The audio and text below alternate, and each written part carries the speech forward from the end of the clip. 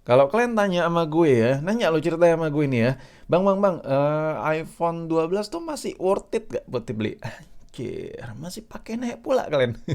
Sekarangnya masih ada orang di luar sana masih pakai iPhone 6s, masih pakai iPhone 6 biasa, bahkan iPhone 5s juga masih ada yang pakai. Jadi bersyukur aja apa yang kita punya, dan jawabannya masih pakai banget. Dan tapi balik lagi sih sesuai kebutuhan sih.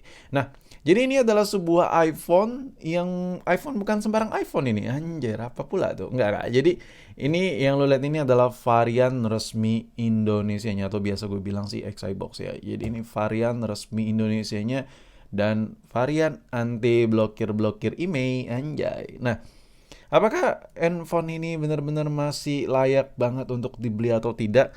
Untuk menjawab itu gue nggak bisa, cuman di sini tuh gue bakal kasih gambaran. Yang pertama adalah desain dari iPhone 12 ini. Kalau lo pengen desain modern dengan harga yang ter paling murah, ya jawabannya adalah iPhone 12 ini. Karena di bawah seri 12 ini, iPhone 11 itu modelnya masih kayak bagian bezelnya itu model kayak iPhone 6, 6s, iPhone 7. Cembung-cembung gitu, model iPhone 10 lah.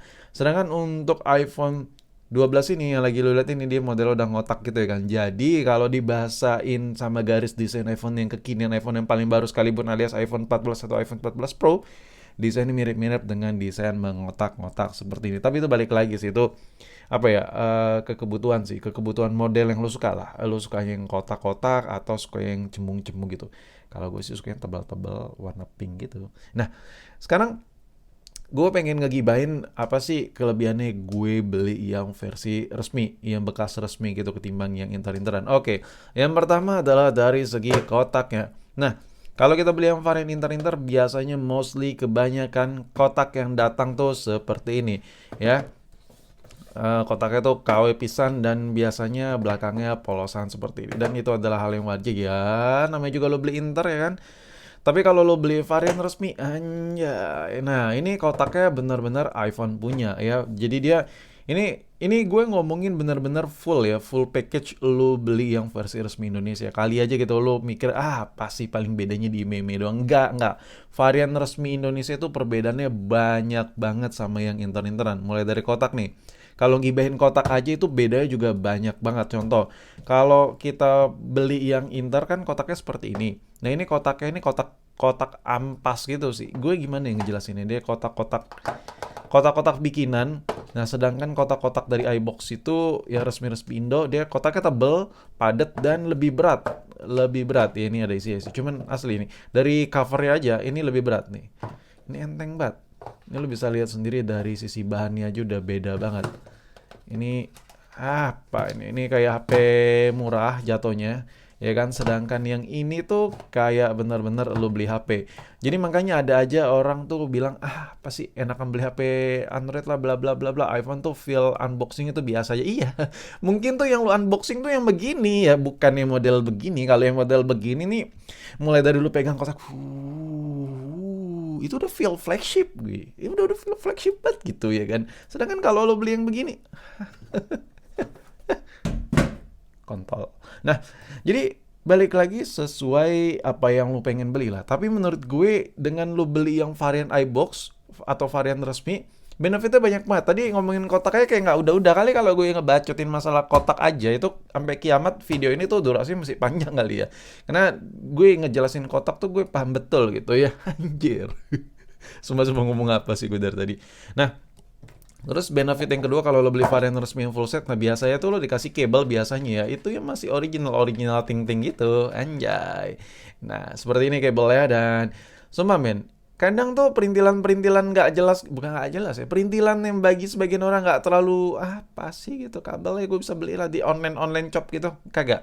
Jadi gini, kalau lu biasa kerja pakai iPhone ya, lu biasa colok iPhone lu ke komputer ya, ya ini kita nggak bicarain ekosistem Apple ya, kalau komputer lo Windows ya masih belum Mac ya, jadi tuh kebanyakan ya lu harus pakai kabel ya buat konektivitas ya kali lu pakai AirDrop ke Windows ya. Udah gila apa. Nah, jadi kalau lu biasa kerja pakai iPhone terus data-data file lu tuh kadang yang lu nggak pengen via cloud langsung aja dari HP ke komputer ke laptop. ya otomatis lu butuh sebuah kabel yang powerful. Nah, kabel ini kalau KW, kalau yang jelek itu biasanya transfer datanya lemot, lambat, bat ya. Sekarang kita bukan di zaman batu lagi.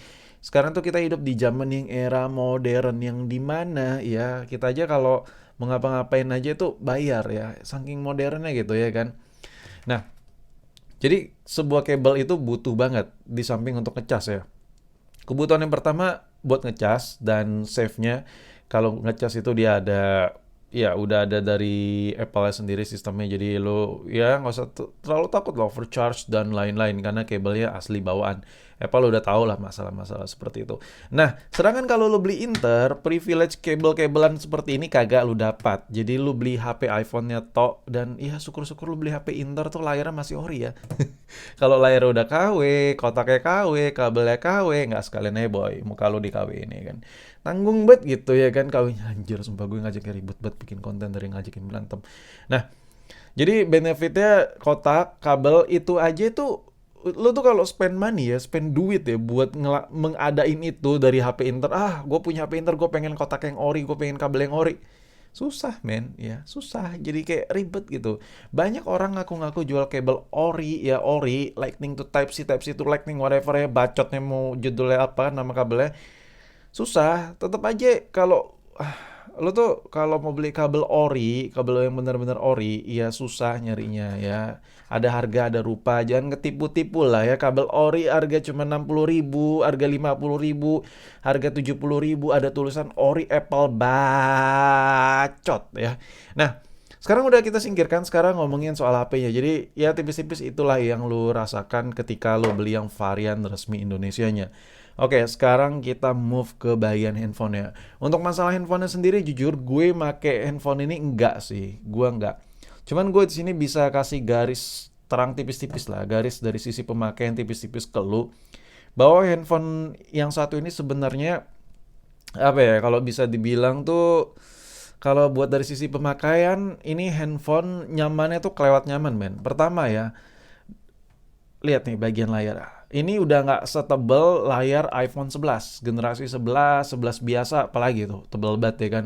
Nggak setebal iPhone XR, iPhone XR tuh tebal banget ya kan. Nah ini lu bisa lihat nih sampingnya bezelnya tuh udah makin tipis. Jadi kalau dipakai tuh rasanya tuh kayak anjay, kayak HP mahal ya kan. Tapi itu plus minus sih, kalau makin tipis makin kena sering-sering disentuh gitu. Nah jadi menurut gue itu balik lagi sesuai kebutuhan. Tapi menurut gue yang pertama gue rasain ketika megang HP ini, anjir HP-nya cu ya.